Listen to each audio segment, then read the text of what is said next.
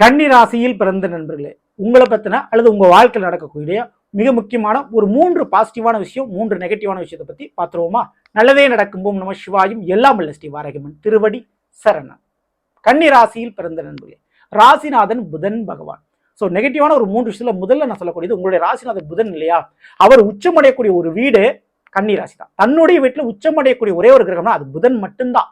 So அதனால ஒரு நெகட்டிவான விஷயத்துல முதல்ல நான் சொல்லக்கூடியது இந்த ஓவர் திங்கிங், ஓவர் பிளான் போடுறது. ஸோ ஓவர் திங்கிங், ரொம்ப யோசிச்சு அதன் ரீதியாக ஒரு டிப்ரெஷன், ஸ்ட்ரெஸ்ல போய் விழுகிறது வாய்ப்புகள் ரொம்ப உண்டு. ஏதோ ஒரு சம்பவம், ஏதோ ஒரு ஏமாற்றம், ஏதோ ஒரு தவறாக நடந்துச்சுன்னா அதுலேயே நீங்க மூழ்கிடுவீங்க. ஏதோ ஒரு நபர் மேல காதல் வயப்பட்டாலும் அன்பு பாசம் வச்சாலும் அதுலேயே நீங்க லாக் ஆயிருவீங்க. ஸோ ஓவர் திங்கிங் அப்படின்றது உங்க வாழ்க்கையில் இருக்கக்கூடிய, உங்க மனசுல இருக்கக்கூடிய மிகப்பெரிய ஒரு நெகட்டிவ். ஸோ அதுல இருந்து நீங்க வெளியே வரணும்.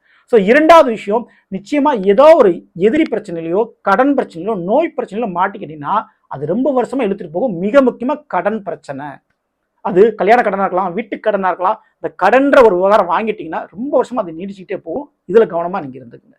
அடுத்து மூன்றாவதான ஒரு நெகட்டிவான ஒரு விஷயம் என்னன்னா, உங்களுடைய நண்பர்கள், உங்களுடைய உறவுகள், உங்களுடைய வாழ்க்கை துணைட்ட நீங்க சரண்டர் ஆயிருவீங்க.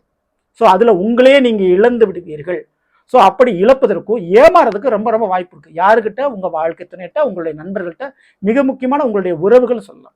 ஸோ இவங்க கிட்ட ஏமாறுறதுக்கு வாய்ப்பு உண்டு. தெரிந்தே ஏமாறுவீர்கள், அதுக்கு ரொம்ப ரொம்ப சான்ஸ் உண்டு. உங்க வாழ்க்கையை இழந்துருவீங்க அதனால.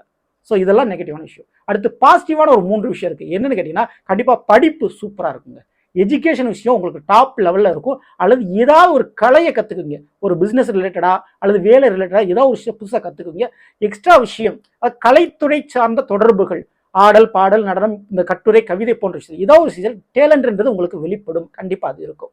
அடுத்து செகண்ட் பாசிட்டிவான விஷயம்னா, கண்டிப்பா சொத்து பத்துகள் உருவாவதற்கு யோகம் உண்டு. ஒன்று சொந்த தொழில் அல்லது உங்க பேர்ல ஒரு சொத்தை உருவாக்குவீங்க. உங்களுடைய சுய சம்பாத்தியமாக இருக்கும். உங்களுடைய கனவு, உங்களுடைய பிளான் படி அது நடக்கும். ஸோ ஆசை கனவு, ஆசை தொழில் சொல்லுவோம், அது செஞ்சு முடிச்சிருவீங்க. அதுக்கு ரொம்ப ரொம்ப சான்ஸ் உண்டு. ஸோ மூன்றாவது விஷயம், நிச்சயமா அந்த கன்னிராசிக்காரங்களுக்கு ஒரு பிளான், திட்டமிடுதல், எதிர்காலத்தை கணிக்கிறது.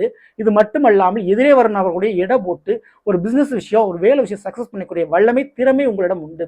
சொல் புத்தியோட சுய புத்தி இருக்கும். மற்றவங்க சொல்லித்தரணுன்ற அவசியம் இல்லை, நீங்களே சுயமாக கற்றுக்கொள்வது, சுயமாக கற்றுக்கொள்ளக்கூடிய திறமை உங்களிடம் உண்டு. சரிங்களா? இதெல்லாம் பயன்படுத்தி வாழ்க்கையை நீங்க தான் மாத்திக்கணும். சரிங்களா? ஸோ மேலும் மிக முக்கியமாக அந்த கன்னிராசிக்காரங்க விஷ்ணு பகவானுடைய வழிபாடு, துளசி மாலை சாற்றி சனிக்கிழமையோ புதன்கிழமையோ பெருமாளை விஷ்ணு பகவானை கும்புறது ரொம்ப ரொம்ப நல்லது. தவறாம நீங்க பண்ணுங்க. மன அழுத்தம் முதல் மன வாழ்க்கை வரை உங்களுக்கு மாறும். சரிங்களா? இந்த பத்தி பிடிச்சிருந்த லைக் பண்ணுங்க, மற்ற நம்பருக்கு ஷேர் பண்ணுங்க. இது போல ஒவ்வொரு ராசினுக்குண்டான பலங்களை தெரிஞ்சுக்கணும்னு நினைச்சீங்கன்னா மறக்காம நம்ம சேனலை ஃபாலோ பண்ணி வச்சுக்கோங்க. அடுத்த வேலை சந்திப்போம். நன்றி, வணக்கம்.